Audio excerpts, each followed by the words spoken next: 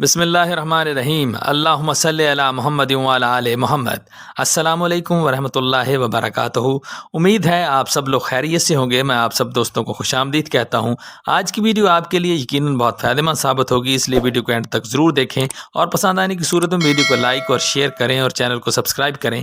हमारा आज का टॉपिक है फूल मखाना के फ़ायदे। फूल मखाना, जिसे अंग्रेजी में लोटस सीड और फॉक्स नट्स कहते हैं, बिलाशुबा ताकत का खजाना है। ये ज़्यादातर बांग्लादेश से आता है। पानी के तालाबों में इसकी काश्त होती है। इसके काले रंग के बीज होते हैं। ये पंजीरी का अहम जुज़्व है और ये बहुत अच्छा स्नैक्स है। फूल मखाना कोई मामूली चीज़ नहीं है। हम में से अक्सर लोग इसके बारे में नहीं जानते।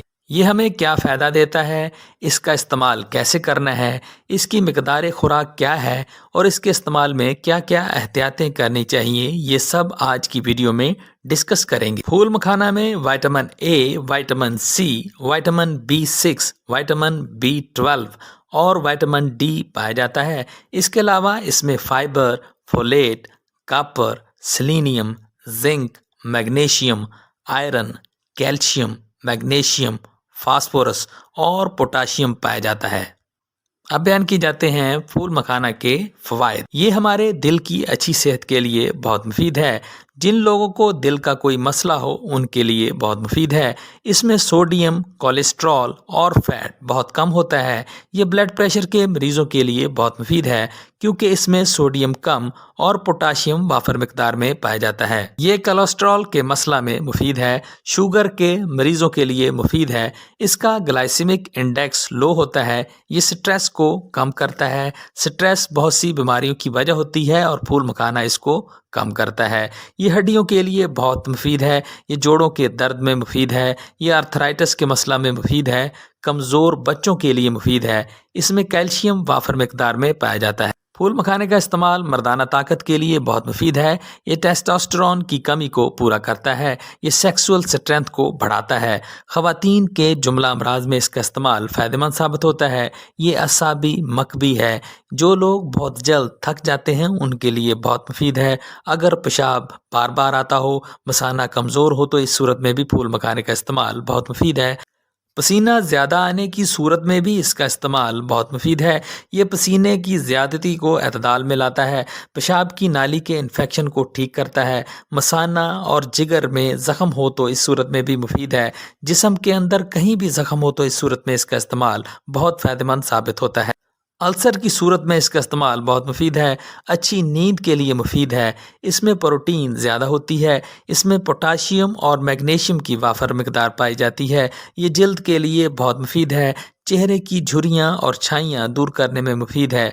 इसमें एंटी एजिंग प्रॉपर्टीज़ पाई जाती हैं। ये जिस्म से फासद मादों को खारिज करता है। फूल मखाने का इस्तेमाल वज़न को कम करने और वज़न को मेंटेन करने में मुफीद साबित होता है। इसमें कैलोरीज़ कम होती है और फाइबर ज़्यादा मिकदार में पाया जाता है। इसके इस्तेमाल से फीलिंग ऑफ फुलनेस रहती है, भूख कम रहती है। इस तरह से आप कम खाते हैं और मोटापा कम हो जाता है।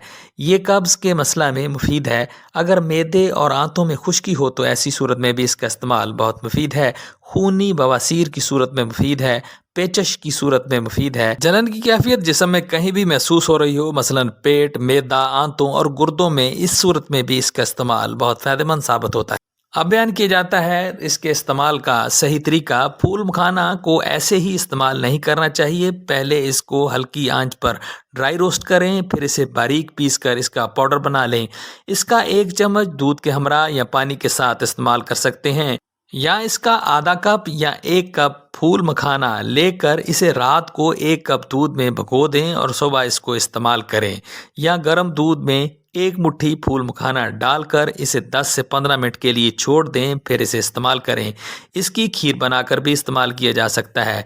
इसको रोज़ाना की खुराक का हिस्सा बनाएं। ये बहुत ताकतवर और सेहत बख्श ग़िज़ा है। अब बयान की जाती हैं इसके इस्तेमाल में कुछ एहतियातें। जिन लोगों को एलर्जी हो वो इसको इस्तेमाल ना करें। पहले थोड़ी मिकदार में लेकर 24 घंटों तक देखें। अगर आपको नुकसान हो तो इसे इस्तेमाल ना करें। इसे एयर टाइट जार में महफूज करें। इसे घी में रोस्ट करके हरगिज़ इस्तेमाल न करें, बल्कि घी के बगैर रोस्ट करें। یہ تھا میرا آج کا پھول مکانا سے متعلق معلوماتی پروگرام۔ تو آج کے لیے اتنا ہی۔ امید ہے آپ کو آج کی ویڈیو ضرور پسند آئی ہوگی۔ اس ویڈیو سے آپ نے ضرور کچھ نہ کچھ نیا سیکھا ہوگا۔ ویڈیو پسند آئی ہو تو اسے لائک کریں، چینل پر نئے ہیں تو اسے سبسکرائب کریں اور کمنٹ سیکشن میں اپنی رائے کا اظہار بھی کریں، اور اس ویڈیو کو اپنے دوستوں اور رشتہ داروں کے ساتھ شیئر بھی کریں۔ شکریہ۔